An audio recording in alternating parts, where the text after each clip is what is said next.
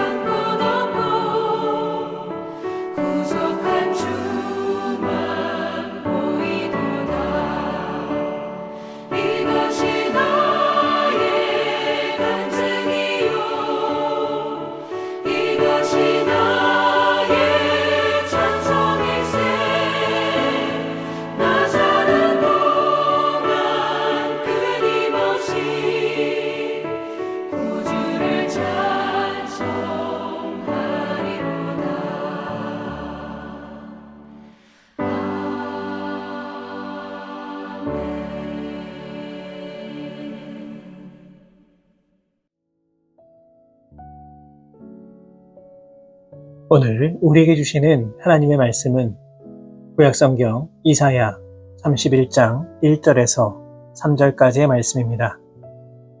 이사야 31장 1절에서 3절까지의 말씀을 제가 받들어 봉독하겠습니다. 도움을 구하러 애굽으로 내려가는 자들은 와 있을진저 그들은 말을 의지하며 병거의 많음과 마병의 심히 강함을 의지하고 이스라엘의 거룩하신 이를 앙무하지 아니하며 여호와를 구하지 아니하나니 여호와께서도 지혜로우신즉 재앙을 내리실 것이라. 그의 말씀들을 변하게 하지 아니하시고 일어나서 악행하는 자들의 집을 치시며 악행을 돕는 자들을 치시리니 애굽은 사람이요 신이 아니며 그들의 말들은 육체요 영이 아니라. 여호와께서 그의 손을 펴시면 돕는 자도 넘어지며 도움을 받는 자도 엎드러져서 다 함께 멸망하리라. 아멘.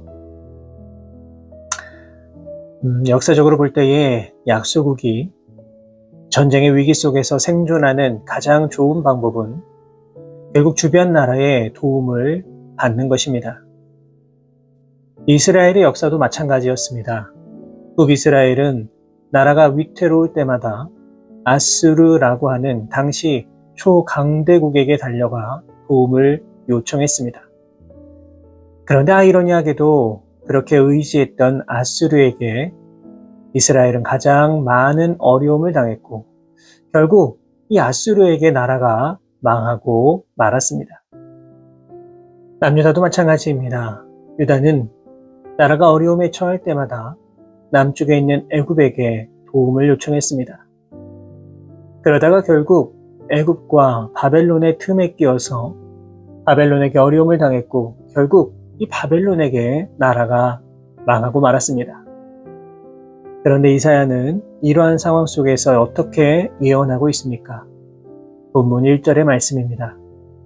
도움을 구하러 애굽으로 내려가는 자들은 화 있을진저 그들은 말을 의지하며 병거의 많음과 마병의 심히 강함을 의지하고 이스라엘의 거룩하신 이를 앙무하지 아니하며 여호와를 구하지 아니하나니.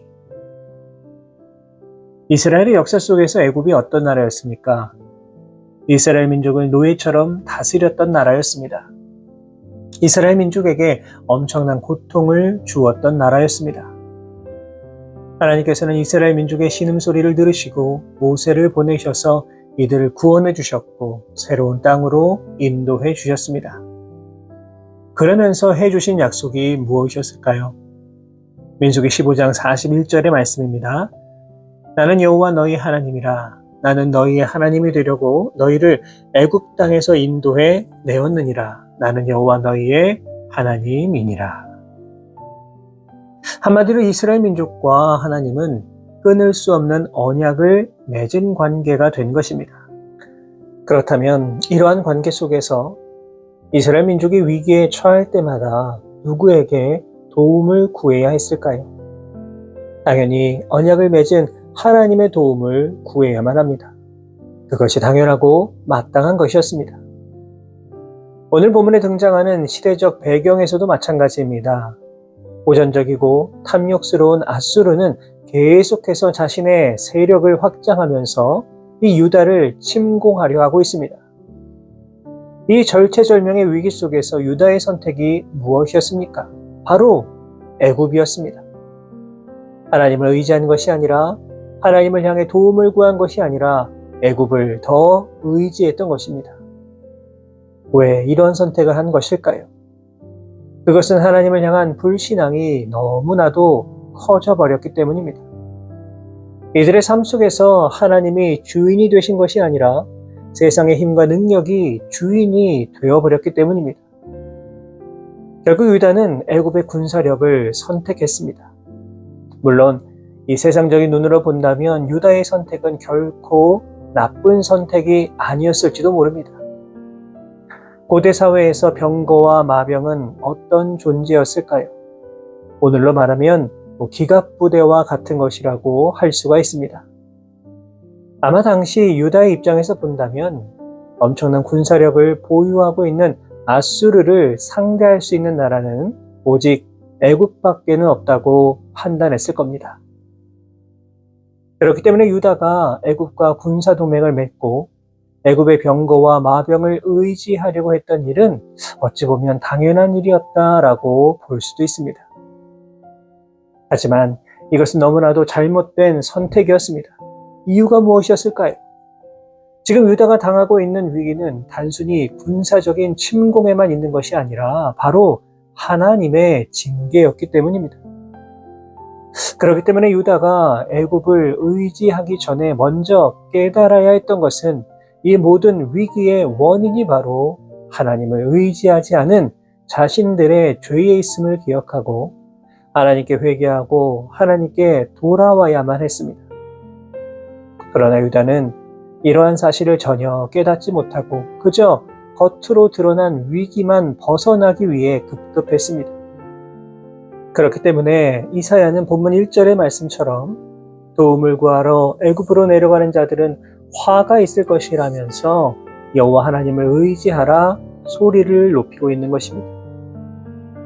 사랑하는 여러분, 우리가 지금 정말로 의지하고 있는 것은 과연 무엇입니까?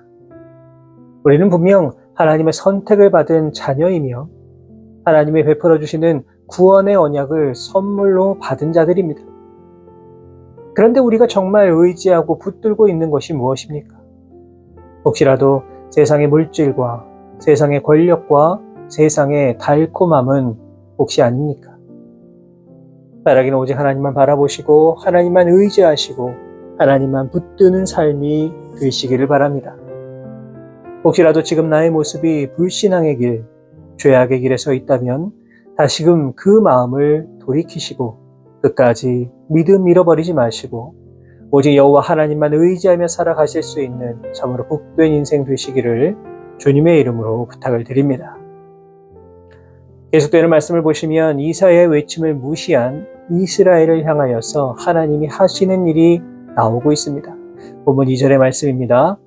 여호와께서도 지혜로우신즉 재앙을 내리실 것이라 그의 말씀들을 변하게 하지 아니하시고 일어나사 악행하는 자들의 집을 치시며 행악을 돕는 자들을 치시리니. 본문 2절을 보시면 여호와께서 지혜로우시다 이렇게 말씀하고 있습니다. 무슨 의미일까요? 하나님께서 바로 지혜의 근본이 되신다는 뜻입니다. 여러분, 이 말은 너무나도 중요합니다. 이유가 무엇일까요? 우리가 이 사실을 자꾸만 잊어버리며 살아가기 때문입니다. 우리는 살면서 하나님 말씀보다는 내 생각이 더 옳은 것처럼 느껴질 때가 많이 있습니다. 내 선택이, 내 결정이, 내 판단이 더 좋다는 마음이 들기도 합니다. 유다 역시 그러하였습니다. 당시 유다의 지도자들은 애굽과 군사적인 동맹을 맺어서 애굽이 자신들을 돕기만 한다면 자신들은 분명히 안전할 것이다. 그렇게 판단을 했습니다. 그런데 이러한 자들을 향해 이사야는 여호와께서도 지혜로우시다 이렇게 선언함으로써 유다가 하나님을 붙들지 않은 어리석음을 질타하고 있는 겁니다. 어디 그뿐입니까? 지혜로운 하나님은 재앙을 내리실 것이라 선포하고 있습니다. 여러분, 우리는 살면서 이러한 경험을 할 때가 참 많이 있습니다. 하나님의 뜻을 전혀 구하지 않고 내가 선택한 것이 너무나도 지혜로운 것이고 확실한 성공을 보장하는 결정이었다 판단할 때가 많이 있습니다. 여러분, 그런데 이것은 너무나도 큰 교만입니다. 왜냐하면 연약한 인간이 결코 하나님의 지혜를 넘어설 수가 없기 때문입니다. 때로는 우리의 인생 가운데 우리의 죄로 인하여서 하나님이 징계를 하실 때도 있습니다. 그런데 이때에 이 징계를 받지 않으려고 인간적인 방법으로 피하려 한다면 오히려 더 큰 화를 당할 수도 있습니다. 그렇기 때문에 우리는 오늘 본문의 말씀을 통해서 우리의 삶을 깊이 돌아볼 수 있어야 합니다. 하나님은 지혜의 근본이십니다. 하나님은 분명 우리에게 복을 주시지만 때로는 재앙을 주실 수도 있는 분이십니다. 마지막으로 본문은 하나님의 불변성을 강조합니다. 본문 2절 하반절을 보시면 그의 말씀들을 변하게 하지 아니하시고 기록되어 있습니다. 특별히 여기서 그의 말씀들이라고 하는 것은 이사야를 통해 범죄한 유다를 징계하시겠다 선언한 내용을 뜻하는 말입니다. 때문에 본문 2절의 말씀은 하나님의 말씀대로 반드시 유다를 징계하시겠다는 경고라고 할 수가 있습니다. 결국 유다가 자신들의 지혜로 하나님의 징계를 피할 수 있다고 생각한 것, 애굽을 의지하면 아수르의 침공을 막아낼 수 있다고 생각한 모든 것이 다 무의미한 것이다. 바로 그러한 뜻입니다. 사랑하는 여러분, 우리가 하나님 말씀에 순종해야 하는 것 너무나도 당연한 일입니다. 그런데 너무나도 당연하기 때문에 그 중요성을 잊어버리고 살아갈 때도 있습니다. 분명한 사실은 하나님의 말씀은 능치 못할 이유가 없다는 겁니다. 우리의 짧은 생각과 판단으로 이루어지지 않을 것 같다라고 하여도 하나님은 반드시 그 말씀대로 모든 것을 다 이루실 것입니다. 따라기는 이러한 믿음을 가지고 이 땅을 살아가실 수 있기를 바랍니다.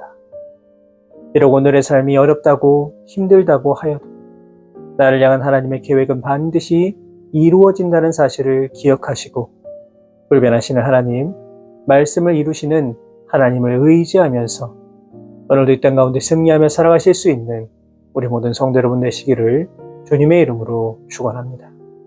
기도하겠습니다. 하나님 감사합니다. 우리를 사랑하셔서 귀하고 복된 하루 허락하여 주시고 또 주님 의지하고 바라보면서 이 땅을 살아갈 수 있도록 인도하여 주시는 은혜에 감사를 드립니다. 바라고 하나오니 우리의 삶의 자리에 주님 늘 임재하여 주시고 오직 주님만 의지하고 바라보면서 그렇게 예수 그리스도의 향기를 드러내며 살아갈 수 있는 우리 모두가 되게 하여 주옵소서. 사랑의 하나님, 이 시간 주신 말씀을 통해 우리가 무엇을 의지하고 있는가 깊이 돌아볼 수 있도록 인도하여 주옵소서. 나의 지혜, 나의 판단, 나의 생각이 하나님의 계획과 뜻보다 더 우선하여 살아가고 있는 것은 아닌지요. 혹시라도 이런 모습이 있다면 다 버리게 해주시고 다시금 지혜의 근본 되신 여호와 하나님을 의지하면서 그렇게 이 땅을 살아갈 수 있는 우리 모두가 되게 하여 주옵소서. 무엇보다 불변하시는 하나님을 기억할 수 있도록 인도해 주시고 지금 당장 우리의 삶이 어렵다고 하여도 세상과 타협하는 인생이 아니라 여호와 하나님만을 붙들고 의지하며 살아갈 수 있는 우리 모두가 되게 하여 주옵소서. 이 모든 말씀 우리 주님 예수 그리스도의 이름으로 기도하옵나이다. 아멘.